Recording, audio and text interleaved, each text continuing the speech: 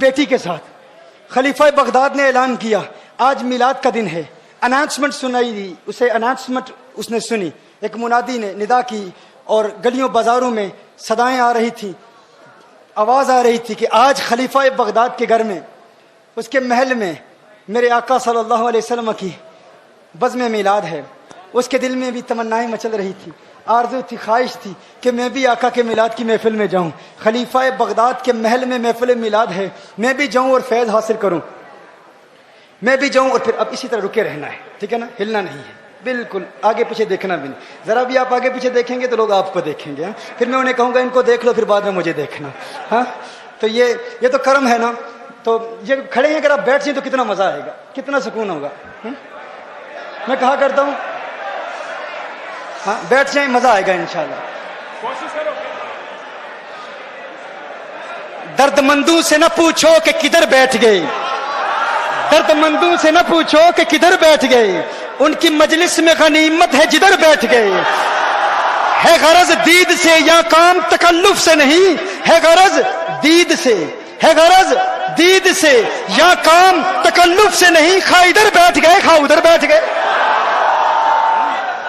اور بیٹھنا ہے کیونکہ ان کی مجلس کسی کو جیتے جی اٹھنے نہیں دیتی. ان کی مجلس کسی کو جیتے جی اٹھنے نہیں دیتی. وہ ہے زندہ جنازہ جو تیری مجلس سے اٹھے گا، وہ ہے زندہ جنازہ جو تیری مجلس سے اٹھے گا. وہ ہے زندہ جنازہ جو تیری مجلس سے اٹھے گا. کیا عرض کر رہا تھا، غوث پاک کہ بغداد میں ایک عورت رہتی ہے اور ایک اناؤنسمنٹ سنتی ہے کہ آقا غوث اعظم پیران پیر میران دستگیر کی بستی میں خلیفہ بغداد کے محل میں محفل میلاد منعقد ہو رہی ہے، میلاد شریف کی محفل ہے. اپنی بیٹی کو کہتی ہے بیٹی نئے کپڑے پہن لے، بیٹی غسل کر لے، آج ہم محفل میلاد میں جائیں گی. محفل میلاد میں جاتی ہیں، ماں بیٹی دونوں جاتی ہیں اور دیکھتی ہیں کہ خلیفہ بغداد کے محل کے سامنے ایک دربان کھڑا ہے. دربان کہتا ہے تم کون ہو؟ کہا ہم نے میلاد کی اناؤنسمنٹ سنی، اعلان سنا، محفل میلاد میں حاضر ہونے کے لیے آئی ہیں. کہا تمہارے پاس کوئی دعوت نامہ ہے، کوئی انویٹیشن کارڈ ہے؟ کہا انویٹیشن کارڈ نہیں. دربان نے کہا، اس گارڈ نے کہا، اس چوکیدار نے کہا دیکھو یہ خلیفہ بغداد کے محل کی محفل میلاد ہے، یہاں خاص لوگ آتے ہیں، عام لوگوں کو اجازت نہیں، یہ اسپیشل محفل ہے، یہاں مقتدر لوگ آتے ہیں، یہاں خاص مہمان آتے ہیں جو اس کے قریبی ہیں، جن کو وہ جانتا ہے، جن کو اس نے دعوت دی انہی کے لیے خاص دعوت ہے، ہر عام کے لیے دعوت نہیں ہے. اس نے کہا تمہارے پاس دعوت نامہ ہے؟ اس نے کہا ہمارے پاس دعوت نامہ تو نہیں ہے، ہمارے پاس انویٹیشن کارڈ تو نہیں ہے. اس نے کہا پھر تمہیں آنے کی اجازت نہیں. اس نے کہا انویٹیشن کارڈ تو نہیں ہے لیکن آقا کا پیار تو ہے نا، آقا کی محبت تو ہے نا، آقا سے عشق تو ہے نا. اگرچہ انویٹیشن کارڈ نہیں لیکن ہم حضور سے محبت تو کرتے. اس نے کہا نہیں نہیں، یہاں محبت نہیں چاہیے، یہاں انویٹیشن کارڈ چاہیے. انویٹیشن کارڈ ہوگا، دعوت نامہ ہوگا تو اندر داخل ہونے کی اجازت ہوگی. جاؤ تم چلی جاؤ. ماں اور بیٹی روتے ہوئے واپس جاتی ہیں. بیٹی کہتی ہے ماں دیکھ ہم غریبوں کو محفل میلاد میں بھی کوئی نہیں جانے دیتا، ہم غریبوں کو میلاد کی محفل میں جانے کی بھی اجازت نہیں ہے. ماں نے کہا ہے بیٹی گھبرانے کی ضرورت نہیں، محفل میلاد کے لیے خلیفہ بغداد کے محل کا احتیاج نہیں، محل کی ضرورت نہیں. ارے آقا فقط محل والوں پر کرم نہیں فرماتے، اگر ہم محفل میلاد کا انعقاد دل کی گہرائیوں سے کریں گی تو آقا ہمارے کچے مکان پر بھی کرم فرما دیں گے. بیٹی گھبرانے کی ضرورت نہیں ہے، میری بیٹی گھبرانے کی ضرورت نہیں. آؤ ہم چلتی ہیں گھر میں، ہم گھر میں محفل میلاد کا انعقاد کریں گی. بیٹی نے کہا نہ کوئی ثنا خوان، نہ کوئی بیان کرنے والا، نہ کوئی خطیب، نہ کوئی مہمان. ماں نے کہا خطیب کی ضرورت نہیں، ثنا خوان کی ضرورت نہیں، مہمانوں کی ضرورت نہیں. بیٹی میلاد کے معجزات جو مجھے ازبر ہیں، جو مجھے یاد ہیں، میں تجھے سناؤں گی، میں نعتیں سناؤں گی، تو نعتیں سننا، جو تجھے یاد ہیں تو سناتی رہنا، میں سنتی رہوں گی. کہا ٹھیک ہے ماں، ایسے بھی محفل میلاد ہو جاتی ہے. کہا ہاں بیٹی، محفل میلاد کے لیے کسی بڑی جگہ کی ضرورت نہیں، کسی بڑے میدان کی ضرورت نہیں، کچے مکان میں بھی آمنہ کا لال قلم فرمائے گا.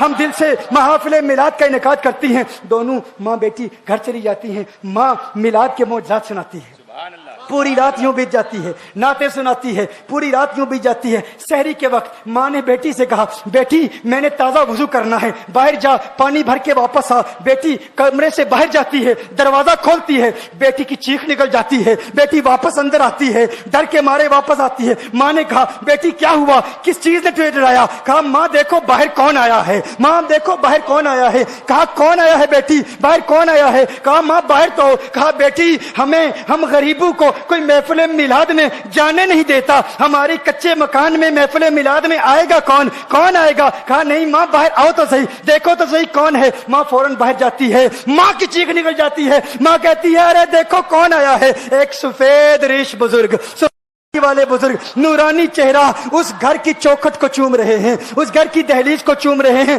माँ कहती है अरे पीरे पीरा, मीरे मीरा, गौसे आजम, पीराने पीर, अरे लजपाल, आप मुझ गरीब के घर में और मेरी दहलीज को चूम रहे हैं, आपका आना कैसे हुआ? कहा है नादान औरत, मैं तेरे लिए नहीं आया, तू जानती नहीं पूरी रात तू महफिल मिलाद का इनेकाद कर रही थी, तेरे दिल से निकलती हुई सदाओं को किसी ने कबूल कर लिया। वो जिसका करम फकत महल्लों पे नहीं होता, महल्लात में नहीं होता, कोठियों में नहीं होता, बंगलों में नहीं होता, बड़े मैदानों में नहीं होता, दिल का मैदान जो साफ कर लेता है उसके कच्चे मकान में भी करम होता है। कहा तेरे घर की दहलीज और चौखट को नहीं चूम रहा। कहा फिर क्यों चूम रहे हो? कहा अभी मैंने हसनैन के नाना को आते हुए देखा है।